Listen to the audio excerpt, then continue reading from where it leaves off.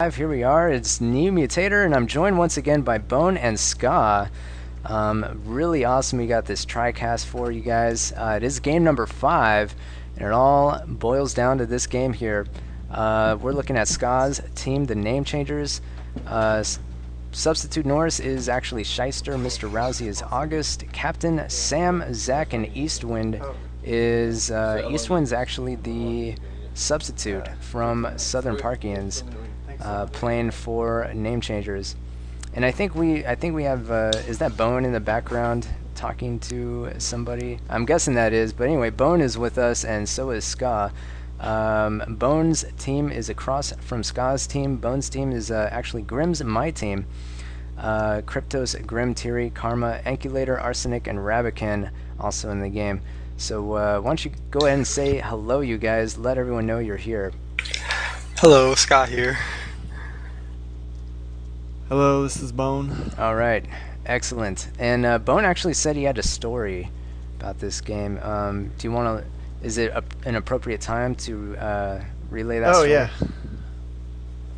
Yeah, I was just gonna say this game was kind of funny for my team because we had strategies for every map, and we decided at the last minute to switch, to make up a new one on the fly for this one. And so you see Ska is almost already finished handing out units, and I accidentally give units to Cryptos here, who's not playing this one. It's just sort of a mess for a while, and we barely get it out before game on. And so what did you change about your strategy for this particular map? Well, we were just going to do a balanced 6-flank strategy with just 6 absolutely identical squads. It's sort of a classic, very cookie-cutter strategy. It's fun because every squad has a very narrow space to work with, and every squad has a dwarf. It can be kind of dangerous because you're basically, it's not an attacking strategy. You just sort of sit and hope the enemy messes up. And if they tagged 4 flags first, for instance, it could have been problems. So we just tried to do something a little more conventional and hope they didn't rush the middle. And maybe you can tell us a little something before the game starts about your trade, Ska. Yeah, basically our strategy was to devote as many units as we could to winning the mid-hill, and then send back whatever needs to be sent back, because we figured if we have the mid-hill plus we're even on the flanks, then we have a small advantage anyway. So I noticed that you didn't actually take maximum dwarfs. Do you just feel that maximum dwarves isn't all that effective on this? Dwarves are definitely effective on this, but I guess we had in mind something a little more aggressive, and so instead of dwarves we got this gold pack here and max melee. So we're just gonna try to pressure whatever flags we can and try to win some flags. And so you actually, yeah. You notice Name Changers doesn't tag a flag captured at the start.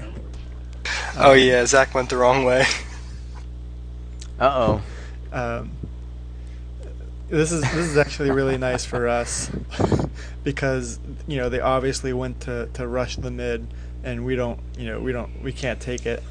So they're kind of dictating the strategy at this point, but we have a really nice advantage as long as we can just hold these tiny choke points.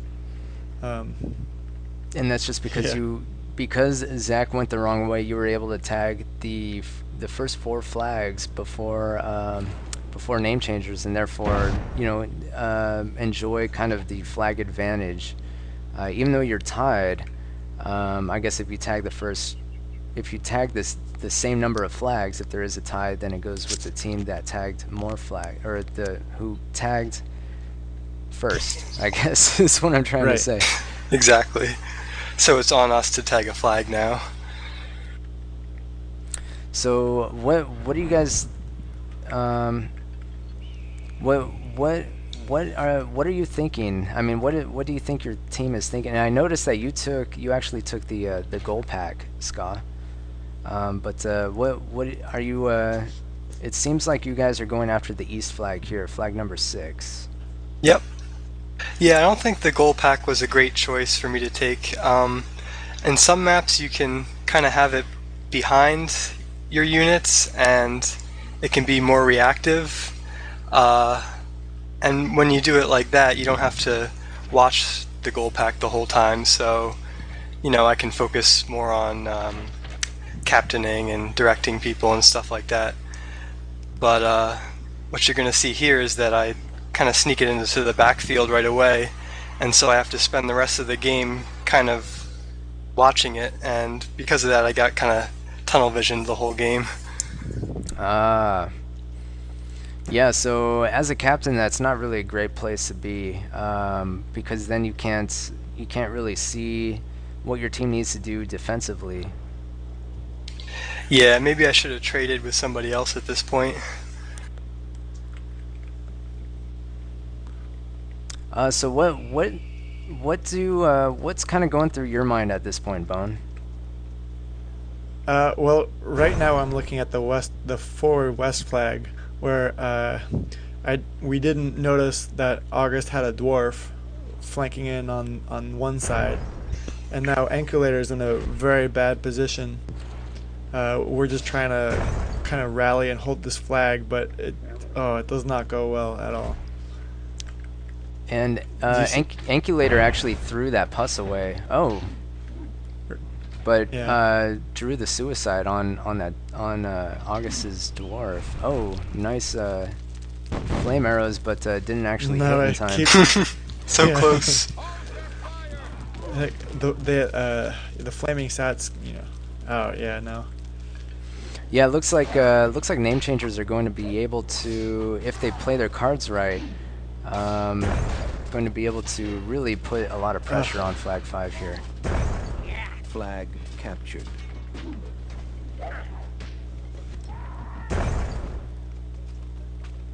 There it goes.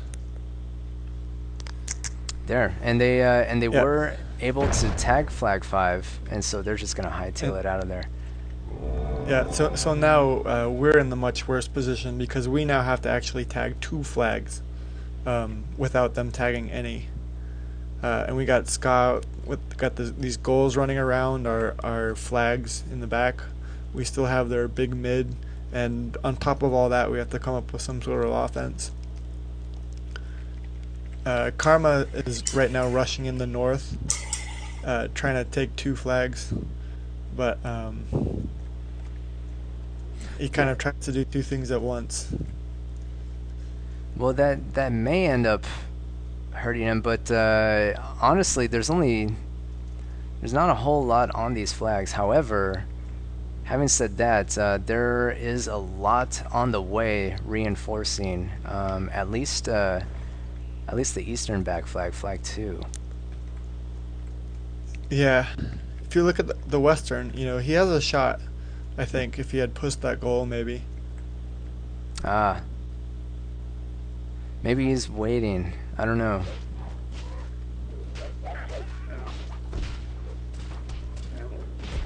There goes the defensive pus. But it's kind of too close to the flag, so I'm not sure if he's going to be able to take that. And flag 2, he's not able to take that one either. So I think the flag 1 is safe for now. Is there anything else happening at the moment that you guys can direct me to? Or I have a few things, but yeah. Ska? No, I was just focused on the backfield at this point, so I didn't see too much. The damn goals, yeah. So on the west over here, for both teams, the west flag are the most vulnerable ones. And the southwest, because you can move in multiple directions pretty easy. And the northwest, because there are all these hills that you can put up a dwarf up there, and they have, they can rain bottles on the flag really easy. Yeah, and you're actually on the offense now. Yeah, we have no choice. And you guys are actually, it's kind of... yeah. I was gonna say you guys are actually down in percentages just a little bit, 79 to 71%. So that's kind of a tough position to be in. But what were you gonna say? No, it definitely was. We're kind of in the hole. It was kind of curious though. I only realized this later. The name changes are still at the mid. I guess Grim does a good job south of holding them off. But if they can push through and take just one more flag, it just becomes that much harder for us. Oh, and the play of this game is about to happen right in the north fortress right here. Do you see Rab's 2 melee, Rabican? Yeah. Yeah. Unfortunately. He apparently was the only one watching. No, I didn't see it. Where in the north? He's taking it to flag 1. Oh, here we go. That little thing, Rabican was watching. Oh, the reason why I didn't see Rabican was because I just assumed he was a name changer because of his color. Maybe that's how he got by. He snuck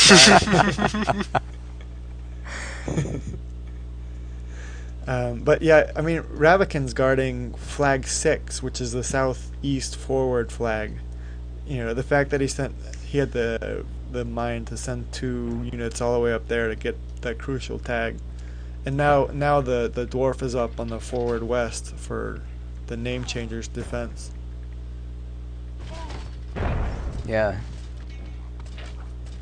So now it looks like you're poised to take flag 3 any second. So that's all of a sudden the tables have turned at least a little bit. There's only 2 minutes remaining, just about.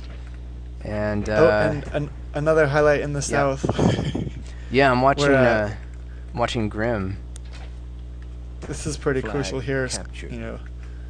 Ska's putting a lot of pressure on with those goals, and we just have Grim has almost nothing left. But I guess it looks like Ska's goals are red too, so that's kind of tough. You can't just rush it. Yeah. It looks like Captain has, a pretty significant force. I think he might be able to rush in here and maybe take at least one of these flags.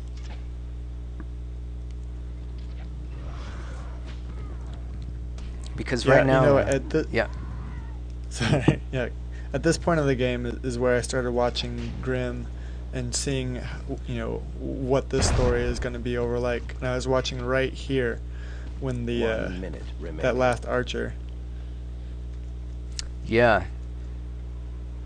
Yeah, Grim was able to take out basically that last archer, and now he kind of has now that dwarf is loose.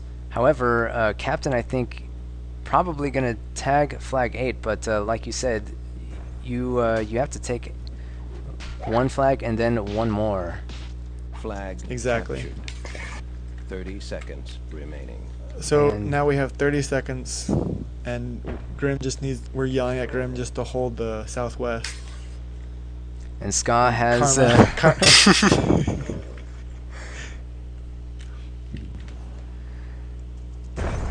Ska's trying to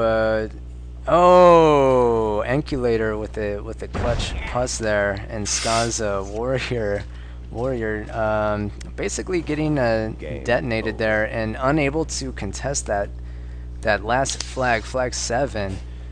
So yeah, that is going to go to Grimm's My Team. Kind of an interesting name for a team, calling it My Team. It's very confusing. Yeah, I imagine it is for a lot of people, you know, watching also. We actually wanted to change our name to Grimm's Team, but I guess he didn't get the memo on that. Oh wow, that would have been hilarious. Yeah, so it's My Team versus Grimm's Team. Yeah, that would have been pretty confusing.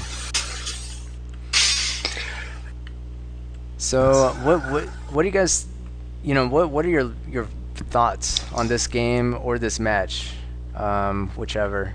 What kinds of things spring to your mind when you look back on this, on either this game in particular, but also the match in general? Well, this game we were very close to. If we contested that flag, it looks like we have a lot of reinforcements coming in, and we could have taken it. So it was a pretty painful loss for us. Yeah, Captain is definitely on his way. Yeah, go ahead, Bone. No, just saying. Yeah, it was a lucky shot there. A lucky shot. Oh, on the warrior. No, just we got. I'm just glad it didn't go to a tiebreaker. Yeah, would that be? I mean, do you guys know if a tiebreaker has ever been kind of employed in a Myth World Cup? If it's ever gotten there? You know, I think so, somewhere.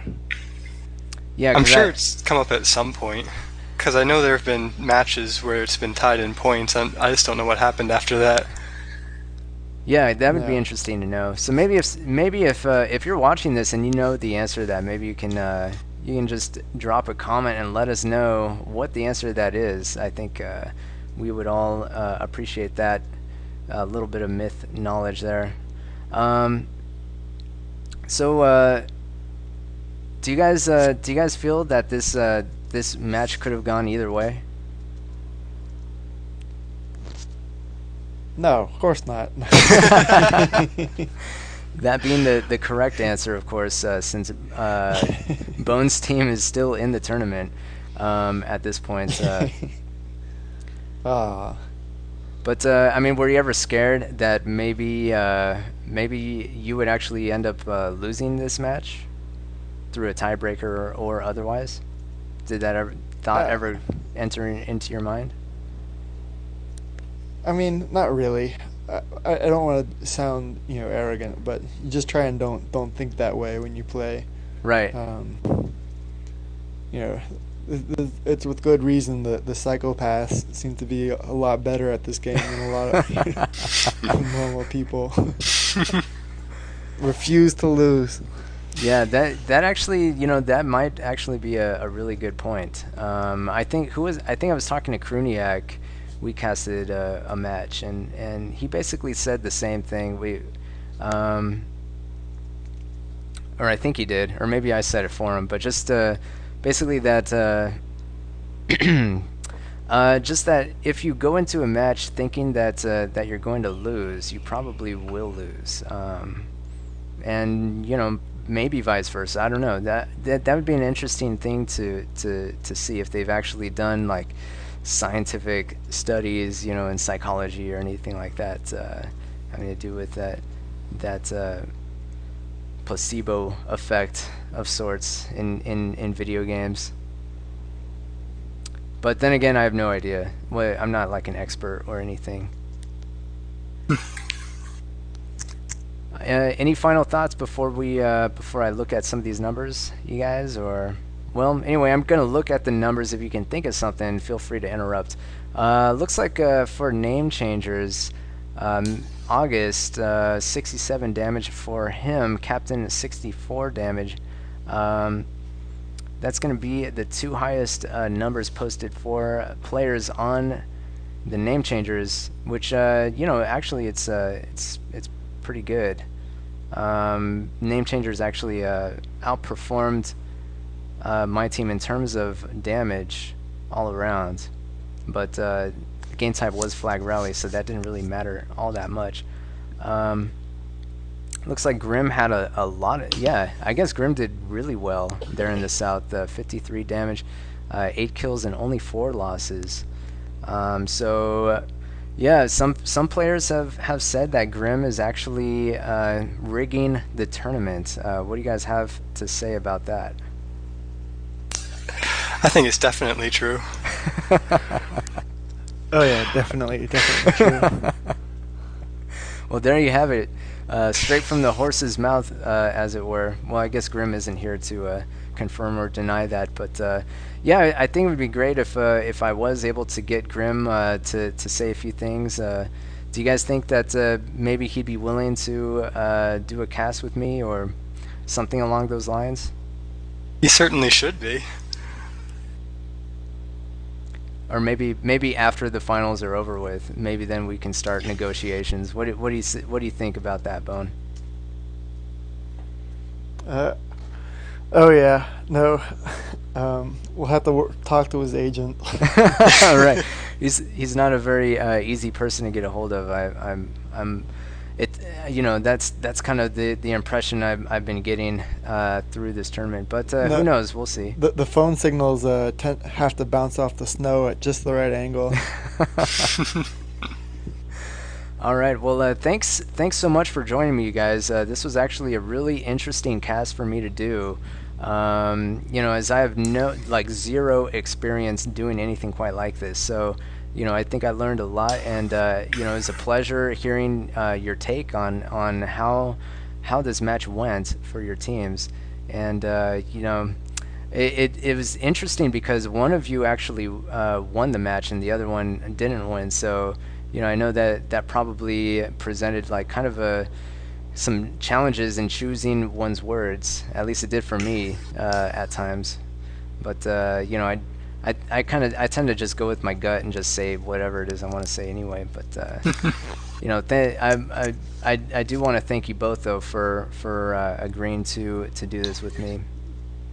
Yeah, thanks again for having me on. It was great. Yeah, my pleasure, Ska, and my condolences for what happened. Actually, I'm not even going to reveal that much because we have yet to cast that match. So maybe I shouldn't jump the gun there. But and also Bone, maybe I shouldn't reveal too much about what's happening with your team as well. So we'll just leave it at that. Any final words before we vamoose? Which I guess is that's a bastardization of Spanish. In case you were wondering, are you guys still here? I guess that means no. All right. Well, thanks for joining me, everybody. I hope you enjoyed. This the casting of this match. I'm the NewMutator, and I was joined by Bone and Ska. And once again, hope you enjoyed it, and we'll see you guys in the next match.